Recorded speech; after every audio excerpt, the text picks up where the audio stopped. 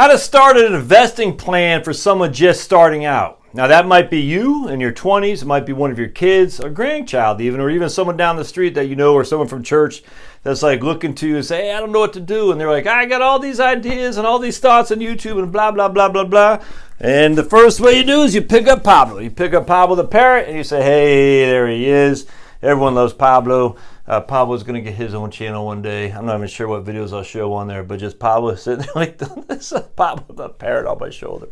So all I need is Pablo the parrot and a PVC pipe, and we're going to go into this. So my story is when I went in the Army when I was 18 to 22. So when I got out of the Army, I was a little bit older than most people in college.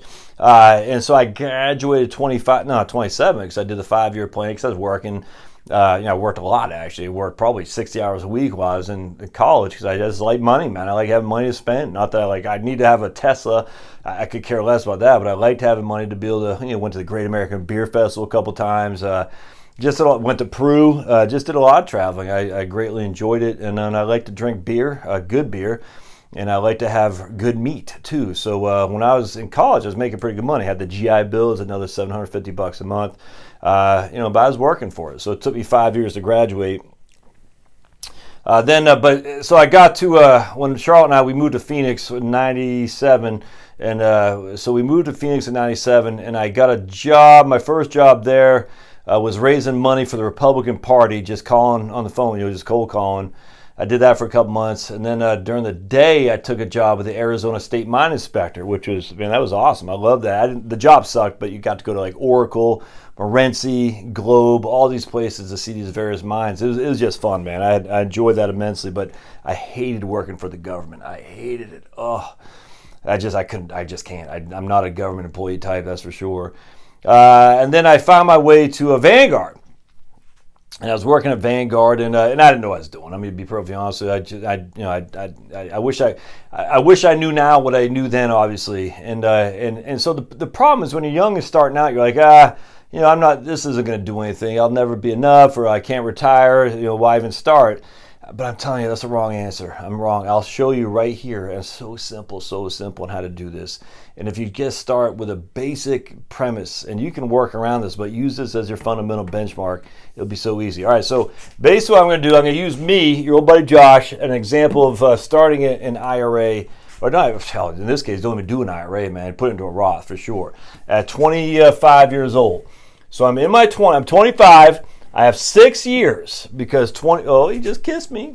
Thank you. I got 6 years. So 25, 26, 27, 28, 29, and 30. So by the time I'm in my 30s, before I'm in my 30s, I'm doing 6 years at $50 a pop. Does that make sense? You can do this any way you want, but this is what I'm using here. So I'm putting $50 a month into a Roth IRA or any kind of account. I don't care, but not a traditional IRA, for heaven's sake, no way. And unless your company gives you a match, not a 401k. We'll talk about a match here in just a second. Now look, you're 20 years old, 25, 26.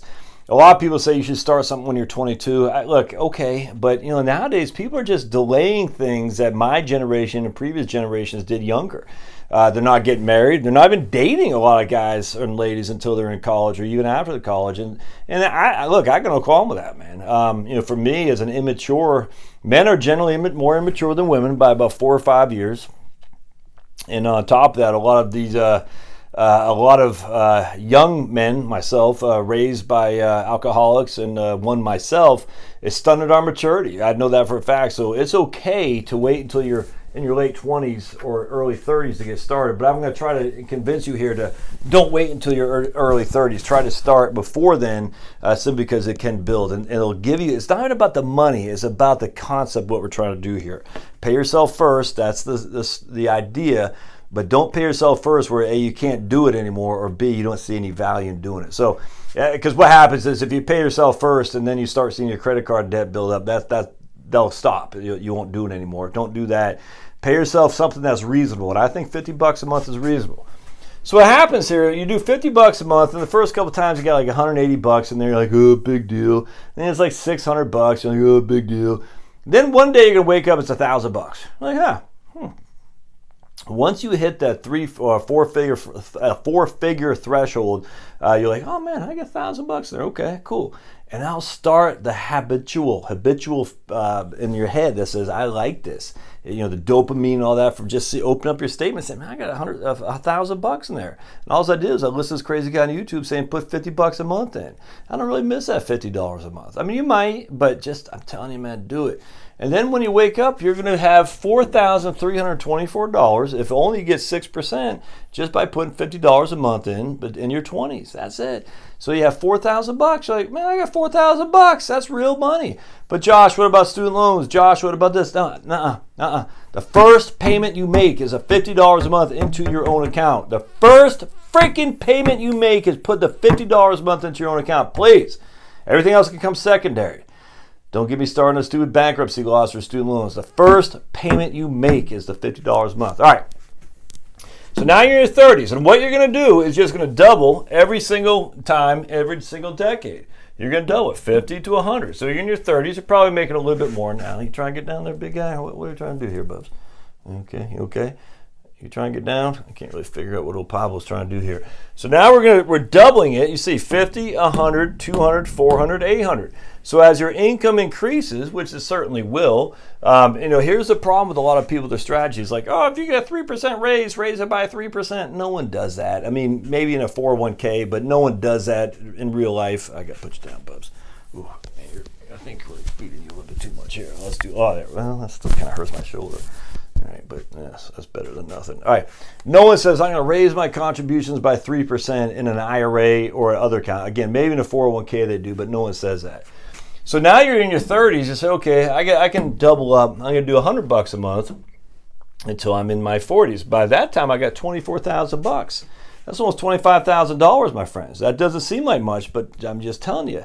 That's for not really sacrificing much. $100 a month in your 30s, that's not that big of a deal. You're probably making $40,000, $50,000 a year. That's $1,200 a year, man. Then you're in your 40s, you do $200 a month. So again, double, and now you got $77,000. And now you're sniffing six figures. You're sniffing six figures. You're like, oh man, this is starting to work. Now remember, this is just your own contributions. This does not include employer contributions or anything like that. Now in your 50s, and again, your 50s most likely is when you can afford it most because your kids are out of the house. Hopefully your house is paid off or something like that, or your downsizing, whatever it's going to be. But now you can afford to put some real money in there at $400 a month at 6%. Now you got $206,000 in there. $206,000. That's just 6% too. It's all tax free. All right, now you're in your 60s. Now you can't put $800 a month unless you're married. That'd be $400 for you, $400 for your spouse. But you're putting $800 a month, and we'll just use a Roth for simplicity. You're only going to do that for 6 years. You're going to do it from your 61, 2, 3, 4, 5, 6. So you're 66, and you're 1 year below full retirement age, but just for simplicity, you're going to do it for 6 years. You have $365,000 in your account from doing nothing more than starting at 50, 100, 200, 400, 800, and only getting 6% a year. And that doesn't even include any matches or anything like that. The reason I want to not have a match here because you're probably going to change jobs a couple times, and your matching may or may not come to fruition. It doesn't matter. You don't want to plan for something that may or may not happen. What we want you to plan is for something that you can control. You can't control your match. You can't. You can't control you can control if you quit your crappy old job or something like that, but you can't control if your employer continues to match, if they offer match, or if they don't match. You can't, but you can control you. You say, I don't care what I'm doing. As long as I'm working, I'm putting 50, 100, and I'm going to double it every decade. And by the time I hit 67 years old, essentially, I'll have $365,000. And that means, so check this out, 365 times 5%. That's $18,000 a year you'll be able to take out from this guy without even blinking it. We'll just round up to say $20,000. $20,000 divided by 365. That's a 5.4% distribution rate. That is no big deal because look, you're already 67 years old. All right. You're not going to live to 97. Some of us will. The vast majority are not going to live to 97. So you're already 67 years old. Taking a 5.4% when you're 67, it's no big deal, man. If you died 93, oh my goodness, you took too much out. No one cares. So you're taking, that's $20,000 a year. All right, now don't forget, remember we said if you're going to be making $50,000 a year on average, All right, 50,000 a year. We'll just use that as your adjusted income, as your total indexed earnings for on average for 35 years. Because remember, you got 10, 20, 30, 36, 42 years of work here. You got 42 years of work. They're only going to take your top 35. So essentially, they're probably going to wipe off this one right here. These are going to be gone because they only take your top 35, and they'll wipe off a couple of these here right there. So we're going to say you made on average $50,000 a year indexed. You know, again, I have to say this every time because people say you're not indexing it for inflation. I guarantee people are still going to say it here. 50,000 is what we're using for the average indexed annual earnings to get our average index monthly earnings. So we're saying what you made in it won't be 1990, I guess it would be 1998 is the equivalent of $50,000 when it's adjusted for inflation. Social Security uses this thing called the average wage index before you hit 60. Then you hit 60, they change it to the cost of living adjustment, the COLA. So the average wage index, off the top of my head, things like 4.5 on average, going back to since they started that in 1975. Cost of living adjustments like 3.5 or I can't remember, but it's like the AWI is more than the COLA. So we know historically, we don't know what it will be, but if you made roughly, and I'm just throwing this out there, just give you an example how this works. If you made $28,000 in 1998, it's the equivalent of $50,000 this year. And that's where we're getting this right here. We're saying your average yearly indexed earnings, and you'll never see this, but your average yearly indexed earnings, and what you'll see is your average monthly indexed earnings. So we take 50,000. All right, we divide that by 420. 50,000 times by 35 times by 35. Divide that by 420. Oops.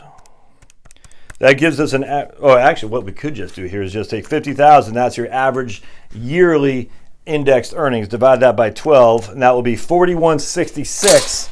Will be your aim, 4166. All right, and we can very quickly figure out what your Social Security benefit is going to be here. Let me get another color. We'll use green again. Green's kind of ugly. Let's use I don't have any red in here. Ooh, I don't think yellow is going to work very well. Let's get a different. Ooh, purple. Let's try that. All right, so now we know the first 960, we times that by 0.9. So 4166 minus 960 equals 3206. We times that by 0.32, all right? And this will give us our Social Security benefit. 3206 times 0.32 gives us 1,026. And we're just going to write this over here. Plus 960 times 90, 960 times 0.9 gives us 864, which means plus 1026. We have 1890 in Social Security times 12. I know this is crap. I get it, but this is just the way my brain thinks.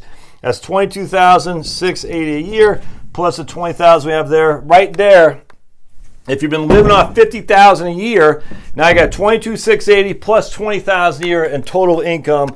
I'll tell you what. Let me just hold on a second. I didn't realize it could go this far, but now I'm fired up, man. I love this stuff because it's such a freaking clown show out there. We got 20,000, so our total income is 22,680 plus the 20,000 we have.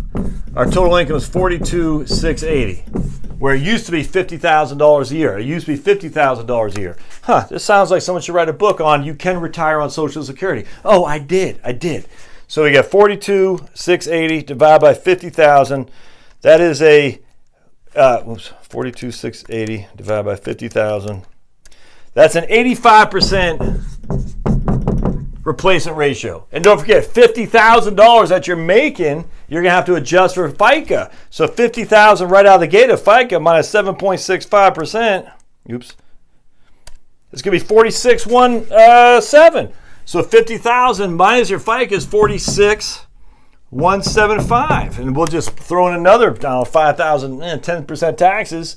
So 10%, that's another $5,000 left. So you make 41,175. 41,175. That's ugly.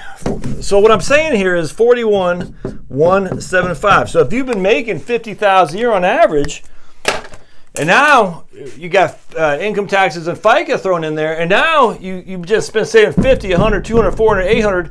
You get 20,000 a year from this portfolio plus 22,680 on Social Security. You're actually making more than you were when you were starting out, than when you were making income here. You actually have more take home. But you can't retire because you need $8 million bucks.